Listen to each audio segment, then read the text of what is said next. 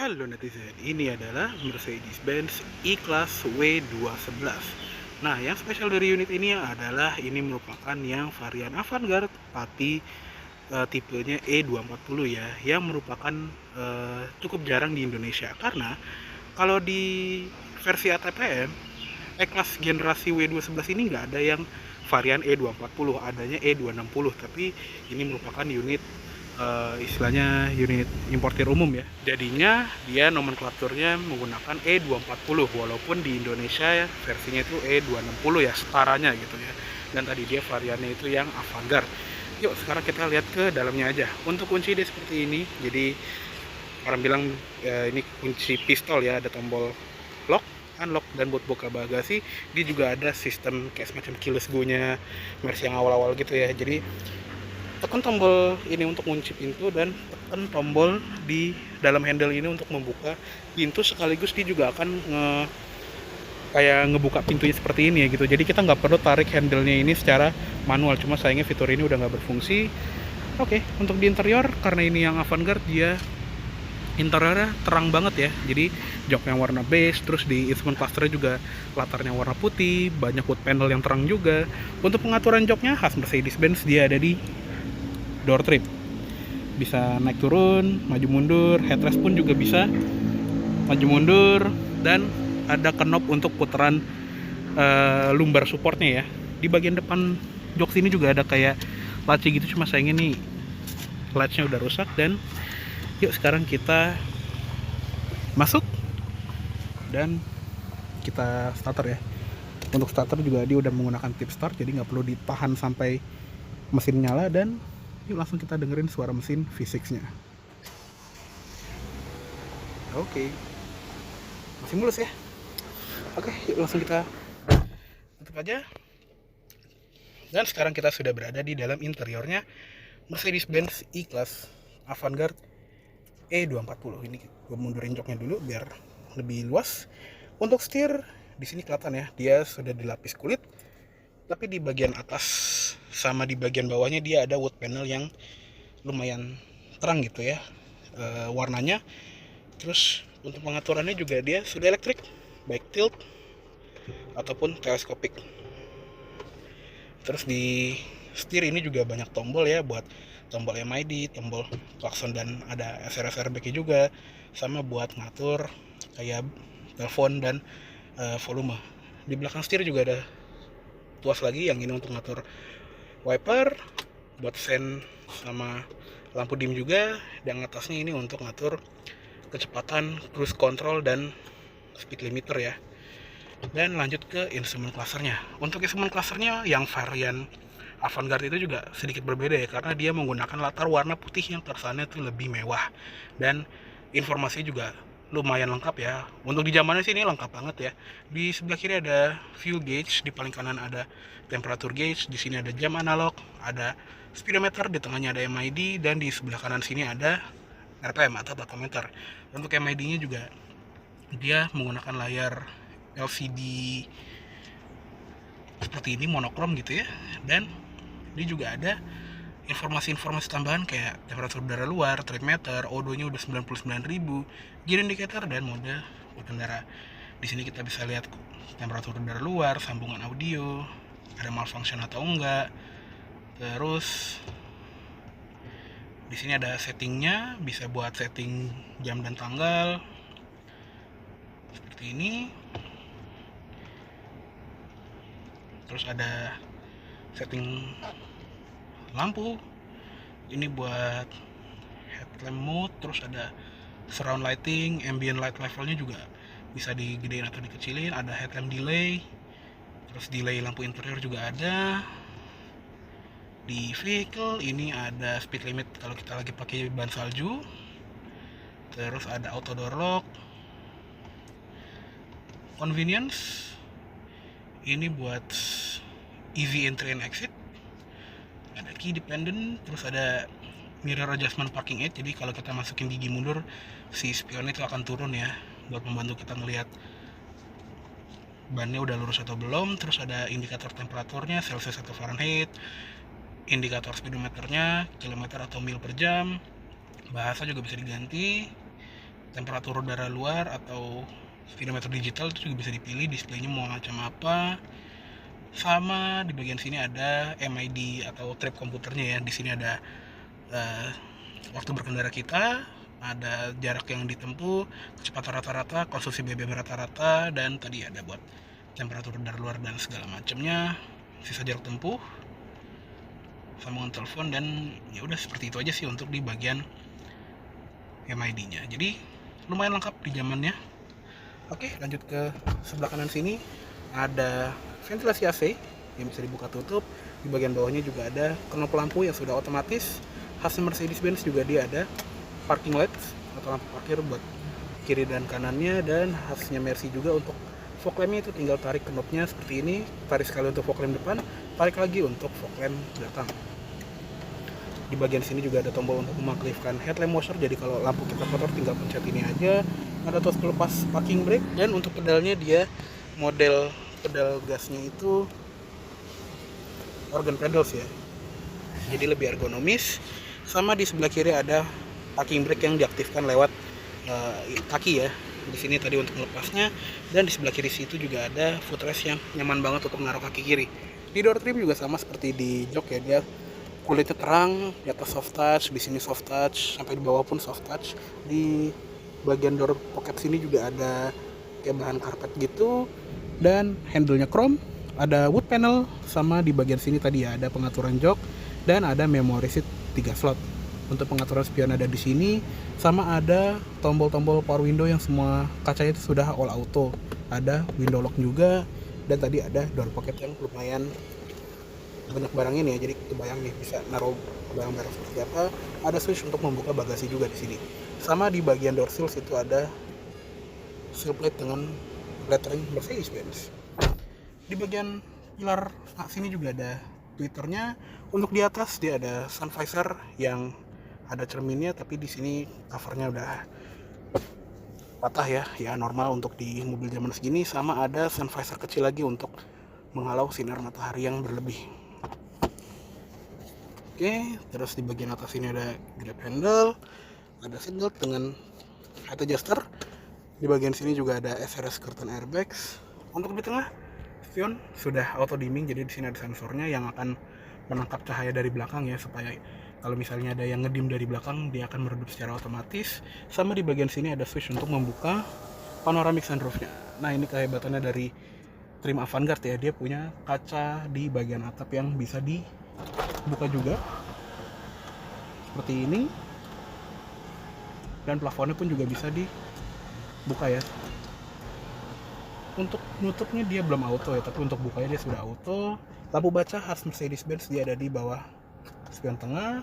Di bagian sini untuk nyalain lampu yang belakang, ini untuk yang ngikut pintu, sama ini untuk lampu depan, dia juga masih bohlam. Dan di bagian sini tuh juga ada tombol-tombol lagi nih, ini buat kayak ngaktifin ini buat matiin infrared sensor di kabin ya. Jadi kalau kita lagi tinggal mobil sebentar tapi di dalam masih ada orang atau hewan peliharaan, misalnya kayak lagi isi bensin gitu ya, dia akan mencegah untuk alarmnya berbunyi. Sama ini untuk matiin alarm ketika mobilnya lagi di derek ya, jadi kalau di towing tuh alarmnya nggak bunyi-bunyi. Lanjut ke sebelah kiri, di sini juga ada sun visor yang ada cerminnya, ada sun visor kecil lagi di atasnya, ada grab handle, seatbelt juga sama bisa naik turun, dan headrestnya juga bisa naik turun menggunakan switch yang ada di pintu tadi. Untuk di tengah, AC-nya dia udah canggih ya. Di sini ada ventilasi AC-nya, bisa dibuka tutup masing-masing, dan untuk sistem climate control-nya dia sudah menggunakan quad zone climate control. Jadi masing-masing bangku dari mobil ini tuh punya zona AC-nya sendiri-sendiri. Dan temperatur yang paling rendah juga ini dingin banget ya, 11 derajat Celcius. Sedangkan paling panasnya itu dia di 33. Jadi range suhunya itu jauh banget ya. Oke, kita setting 15 aja, dan ada fan speed di sini. Sama di bagian sini ada switch untuk nge-override temperatur AC belakang. Di bagian sini juga ada kayak mode extra filtering juga. Belum paham ini fungsinya untuk apa. Buat yang paham bisa komen di bawah aja. Ada defogger belakang, defroster depan, sirkulasi udara, dan masing-masing masing-masing zona itu bisa dipilih ya, arah AC-nya ke muka, ke kaki, atau ke kepala, dan ada auto climate-nya di masing-masing sisi juga. Di bagian bawah untuk head unit ini aslinya udah diganti ya, karena di sini menggunakan head unit aftermarket dari Kenwood serinya DDX 416BT. Jadinya sistem audionya udah diubah, dan di bagian bawah sini ada tombol hazard, terus ada central locking, electronic stability program bisa dimatikan, dan ada tombol untuk menurunin headrest belakang, sama ada tombol ini untuk membuka rem belakang ya. Jadi kalau penumpang belakang butuh privasi lebih, ini bisa dinaikin seperti itu dan bisa diturunin juga. Nah, aslinya dia juga punya CD changer ya, yang caranya itu tekan tombol chrome ini, cuma karena sistem head unitnya itu udah bukan originalnya, kayaknya udah nggak bisa dibuka lagi ya. Di bagian bawah sini juga ada asbak sama soket lighter atau power outlet 12 volt. Untuk transmisinya juga dia menggunakan transmisi yang model gated ya. Dia menggunakan transmisi 5G Tronic atau transmisi otomatis 5 percepatan yang ada mode Tiptronicnya juga. Geser ke kiri untuk turun gigi, geser ke kanan untuk naik gigi. Dan di sini ada tombol untuk mode berkendara ya, ada comfort sama sport. Dan kalau kita menggunakan sistem keyless go-nya tadi, untuk starter mesin itu nggak perlu colok kunci lagi, jadi tinggal injek rem dan tekan start stop engine button yang ada di atas transmisi ini untuk menyalakan mesinnya. Cuma sayangnya ini udah nggak berfungsi. Di bagian sini ada tombol untuk matiin sensor parkir, sama di bagian sini ada ya, tempat kecil gitu ya, tempat penyimpanan yang bisa naruh barang-barang seperti ini. Di armrest ini ada dua tuas gitu ya. Yang kanan ini untuk level atasnya, yang di sini berisi Carphone originalnya. Dia pakai Nokia, nggak tahu seri apa nih. Jadi dia udah ada telepon yang built-in ke sistem mobilnya. Dan kalau misalnya kita menggunakan head unit aslinya yang menggunakan komen, kan dia ada touch panel, numpad ya buat nelpon gitu ya. Jadi kalau kita mau nelpon tinggal pencet di head unit, nanti kita baru copot si handheldnya ini, baru kita bisa nelpon ya. Yang sebelah kiri ini untuk tempat penyimpanan yang lebih dalam lagi di bawahnya. Oke. Di bagian sini juga ada tempat penyimpanan kecil, dan ada glove boxnya yang ini udah nggak soft opening, tapi di dalamnya ada lampu, dan dia ada kayak split level gitu ya. Ada airbag juga di sisi penumpang depan. Oke, cukup segitu aja untuk di bagian kabin depan dari si Mercedes-Benz E240 Avantgarde CBU ini. Yuk sekarang kita lihat ke kabin belakang. Oke, sekarang kita lihat ke kabin belakang dari si Mercedes-Benz E240 Avantgarde ini. Oke. Nah, untuk di belakang posisi mengemudi gue ini masih lega banget ya. Ini posisi berkendara gue, tinggi gue 170 cm dan masih ada 4 jari ya untuk legroom. Jadi lega sekali, khasnya medium premium sedan. Di bagian sini juga ada seat back pocket kanan kiri yang bisa muat banyak barang, dan tadi ya di bagian sini tuh ada knob untuk mengatur lumbar support di jok depan. Di belakang center console ada ventilasi AC yang di bagian bawahnya itu ada tombol untuk ngatur temperaturnya ya. Jadi ada 4 zona AC yang bisa dipilih masing-masing. Di bawahnya ada power outlet 12 volt dan ada kayak tempat penyimpanan gitu, tapi ini bukan asbak. Dan karena si E-Class ini dia sedan berpenggerak roda belakang, maka di sini ada gundukan yang fungsinya untuk menyalurkan kopel ke gardan belakang ya. Terus kalau kita lihat ke atas tadi ya, spesialnya dari Avantgarde ini dia punya panoramic sunroof yang di bagian sini tuh ada switchnya lagi. Jadi kalau kita mau tutup panoramic belakang itu bisa dari konsol yang di depan atau di belakang sini. Di bagian sini juga ada lampu baca seperti ini, kanan dan kiri. Dan ini kayak ada tombol untuk ngatur intensitas dari ambient lightnya yang akan nyala remang-remang ketika di malam hari. Di bagian atas ada grab handle, ada gantungannya. Di sebelah kiri pun juga sama. Terus di pilar base ini ada ventilasi AC di kanan, sama di kiri juga ada. Lanjut ke door trim, yes, cat locknya nyala. Oke, kita buka dari luar aja. Nah, di bagian sini ada sunshade-nya juga, jadi ini bisa menambah privacy kalau kita lagi duduk di belakang sini atau mengurangi silau dari matahari. Ada door handle yang chrome, ada wood panel juga di bagian sini, dan ada soft pad panel yang ini empuk banget ya. Dia empuk sekali. Di sini juga ada empuk-empuknya. Terus di bagian sini ada switch power window yang tadi auto up down. Ada asbak juga di masing-masing pintu belakang, dan ada speaker sama ada door pocket di bagian bawah sini. Lanjut ke jok. Dia juga ada seat belt di masing-masing sisi ya. Jadi karena dia bisa muat 3 orang di sini, ada seat belt 3 buah yang semuanya sudah 3 pointed. Dan di tengah sini ada armrest yang ini pas banget buat naruh tangan gua, dan ada tempat penyimpanan di dalamnya, sama ada tempat penyimpanan kecil-kecil di depannya. Sama kalau ini depannya kita tekan, dia ada kayak 2 atau 3 buah cup holder gitu ya. Oke. Tutup aja. Dan headrestnya tadi ya, dia bisa diturunin secara otomatis ya. Ini membantu banget ketika si pengemudinya itu lagi mau parkir gitu ya. Misalnya abis ada orang di belakang sini kan, mereka butuh topangan headrest ya biar aman dan nyaman juga. Tapi kalau misalnya penumpangnya udah turun, kita bisa menggunakan tombol yang ada di depan situ untuk menurunin headrest belakangnya seperti ini. Di bagian sini juga ada indikator sensor parkir, seberapa mepet sama objek di belakang. Nanti ada lampu yang nyala, makin mepet itu dia akan makin rame lampunya ke tengah. Dan di bagian depan untuk sensor parkirnya juga ada indikatornya di dashboard sana. Dan kayaknya cukup segitu dulu untuk review interior dari si Mercedes-Benz E240 Avantgarde CBU ini. Jadi sekarang kita lihat ke eksteriornya. Oke, sekarang kita lihat ke ruang mesinnya dari si Mercedes-Benz E240 Avantgarde ini. Untuk mesinnya ya sama seperti E260 yang masuk secara ATPM ya. Jadi dia menggunakan mesin 2600 cc V6 naturally aspirated. Untuk tenaganya juga lumayan gede, dia 175 horsepower dengan torsi sekitar 245an Nm. Jadi secara nomenklatur yang bener itu adalah yang versi ATPM-nya, karena dia lebih mepet sama cc-nya si mesin ini gitu ya, E260. Sedangkan kalau yang di luar dia nomenklaturnya E240. Entah kenapa ya, mungkin zaman itu dia masih nyombongin cc-nya ya. Jadi kebalikannya dari yang sekarang. Kalau misalnya sekarang cc-nya misalnya E300 tapi mesinnya kan cuma 2000 cc. Ya kebalikannya dari zaman sekarang sih ya. Untuk transmisinya juga dia menggunakan transmisi 5G-tronic atau transmisi 5 percepatan otomatis ke roda belakang. Untuk ruang mesin juga ini rapi sekali, khas Mercedes-Benz.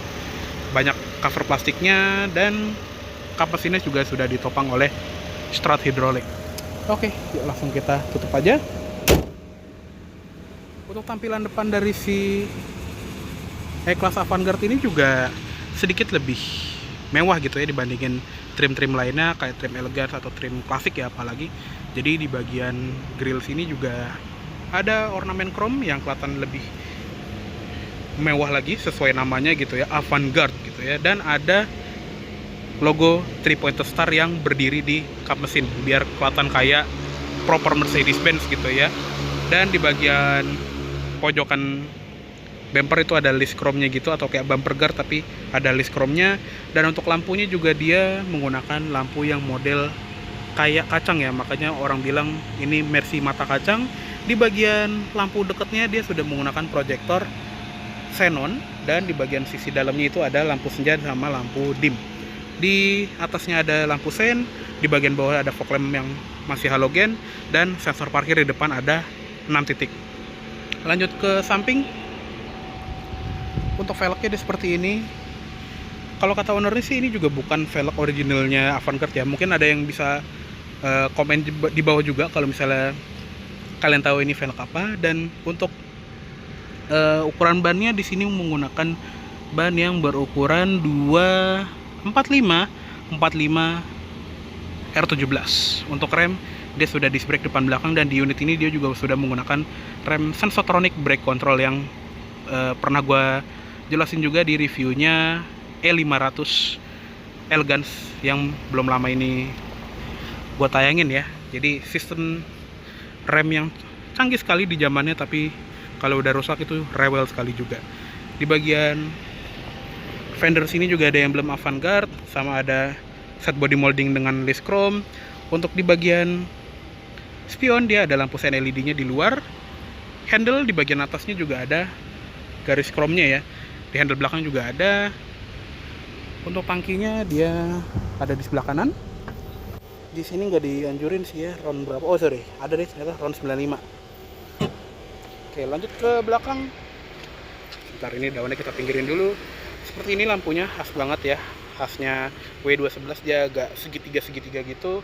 Sama dia juga ada lampu rem yang sudah LED di bagian atas sini ya. Di bagian bawah sini ada lampu senja yang ada juga rear fog lampnya, sen sama lampu mundurnya tapi masih bohlam ya. Begitu pula untuk fog lamp dan lampu senja. Nah, seperti ini emblemnya E240. Kalau yang versi ATPM dia E260. Ada hammer stop lamp di bagian sini juga.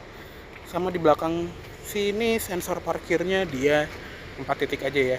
Di bagian bumper juga ada rilis chrome yang mengitari satu bumpernya full. Untuk di kaca belakang dia ada defogger belakang dan ada antena di bagian situ yang untuk memperkuat sinyal dari carphone-nya ya.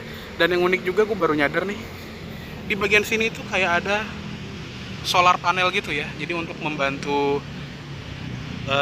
kinerja AC seinget gue. Jadi sistem elektrikalnya itu bisa mentenagai AC mobil ini walaupun mesinnya lagi dalam keadaan mati ya. Oke, sekarang kita lihat ke bagasinya. Untuk bagasinya seperti ini, nggak jauh beda dibandingin E211 trim yang lain ya. Jadi cukup lega, dan di bagian sini juga ada puas untuk ngelipat jok belakangnya dengan format 40-20-40. Untuk di pintu bagasi juga ada tempat untuk naruh segitiga pengamannya, dan ada lampu bagasi di kiri sama di kanan. Untuk di bawah lantai bagasi dia ada tempat penyimpanan lagi ya, dan di bawahnya ada tempat ban serep seperti ini. Nah, seperti itu dia temporary gitu ya ukuran bannya. Oke, kita tutup lagi. Dan di tempat situ tuh kayak ada tempat buat electrical ya. Seinget gue sih kalau di E500 yang kemarin ini untuk apa namanya tuh, CD changer atau CD buat navigasi, tapi di sini nggak ada, adanya cuma kotak si kering aja. Oke, kita tutup lagi. Yuk kita tutup juga bagasinya.